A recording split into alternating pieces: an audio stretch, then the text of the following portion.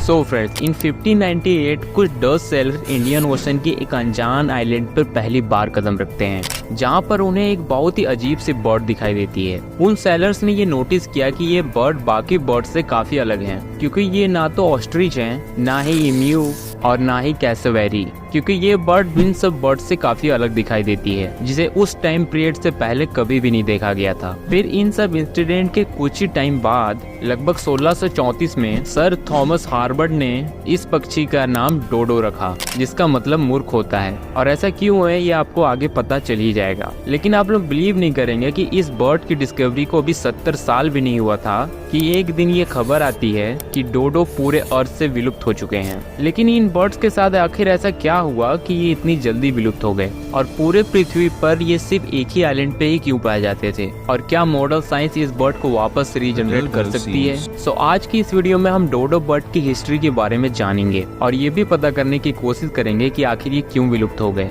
So if you are interested, let's check it out.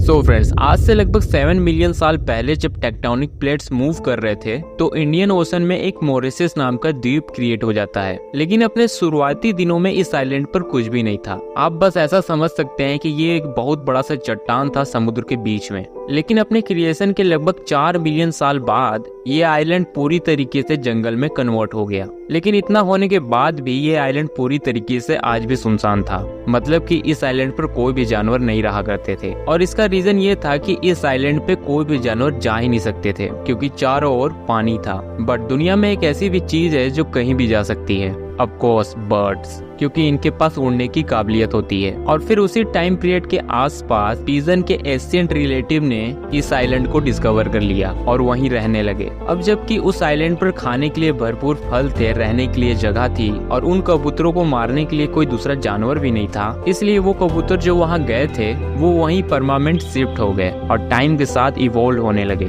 खाने की कमी ना होने के कारण उनका साइज भी बढ़ गया, लेकिन उन्हें ऐसे से ऐसा होने में लाखों साल का समय लगा। अब आप लोगों के मन में ये क्वेश्चन आ रहा होगा कि हमारे यहाँ के कबूतर आखिर डोडो जैसे क्यों नहीं बने, तो इसका जवाब है आइलैंड जाइगेंटिकल फेनोमिना के कारण। जिसका मतलब ये है कि अगर कोई स्पीसीज किसी कारणवश किसी आइलैंड पे अकेला रह जाता है तो वो अपने ही कैटेगरी के बाकी दूसरे एनिमल से काफी ज्यादा बड़ा हो जाता है, और यही हुआ था उन कबूतरों के भी साथ। सो डोडो ने अपने एवोल्यूशन के दौरान अपने भागने और उड़ने की एबिलिटी छोड़ चुके थे, क्योंकि उन्हें अपने एंसेस्टर की तरह किसी भी डेंजरस एनिमल से बचने का डर नहीं था, जिसकी वजह से उन्होंने अपने दिमाग से डर जैसी चीजों को भी खत्म कर दिया। जिसका रिजल्ट ये निकला कि डोडो के सामने दुनिया का कोई भी खतरनाक एनिमल आ जाता तो वो चुपचाप सिर्फ खड़े रहते थे।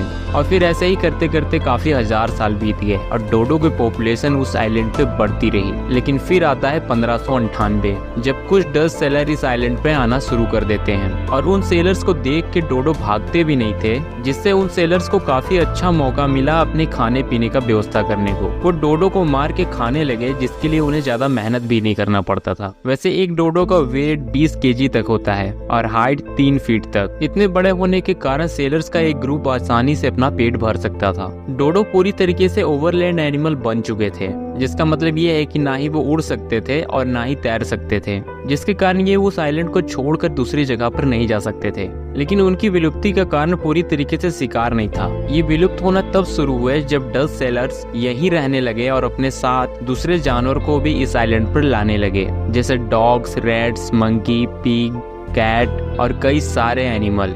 जिसके बाद चूहे और बिल्ली इनके अंडे फोड़ने लगे और डॉग्स भी इनका शिकार करने लगे और पिग्स इनका घोंसला तबाह करने लगे। और इतना करने के बाद भी डोडो इन जानवरों के साथ कुछ भी नहीं किया करते थे, क्योंकि उनके अंदर लड़ने की एबिलिटी सालों पहले ही खत्म हो चुकी थी। और इन्हीं सब रीजनों की वजह से इनके पॉपुलेशन पे काफी भारी गिरावट आई। और इतना ही नहीं, जो डच सेलर थे वो इस आइलैंड के पेड़ों को काट कर बेचने लगे, जिसके कारण ट्री भी मॉरिशस आइलैंड से खत्म होने लगे। और इन्हीं सब रीजनों के कारण डोडो विलुप्त हो गए। आखिरी बार डोडो को इस आइलैंड पर 1662 में देखा गया था, जिसके बाद उन्हें विलुप्त घोषित कर दिया गया। और एट द एंड इंसानों के कारण इस पृथ्वी से एक और स्पीसीज विलुप्त हो गई। लेकिन पिछले कुछ सालों से साइंटिस्ट इस बर्ड को वापस रीजनरेट करने की कोशिश कर रहे हैं, वो भी निकोबार पिजन के जरिए से, जो सबसे ज्यादा रिलेटिव हैं डोडो के। और अगर साइंटिस्ट ऐसा कर पाए तो शायद हम डोडो को फिर से इस पृथ्वी पे देख पाए और हो सकता है कि हम इन्हें अपना पेट भी बना ले। सो अब चाहे जो भी हो, आने वाले टाइम पीरियड में हमें ये पता चल ही जाएगा। सो बस फ्रेंड, इस वीडियो में इतना ही। अगर ये वीडियो पसंद आया हो तो वीडियो को लाइक एंड चैनल को सब्सक्राइब करना मत भूलिएगा। मैं फिर मिलूंगा किसी और नए वीडियो के साथ, तब तक के लिए सी यू लेटर।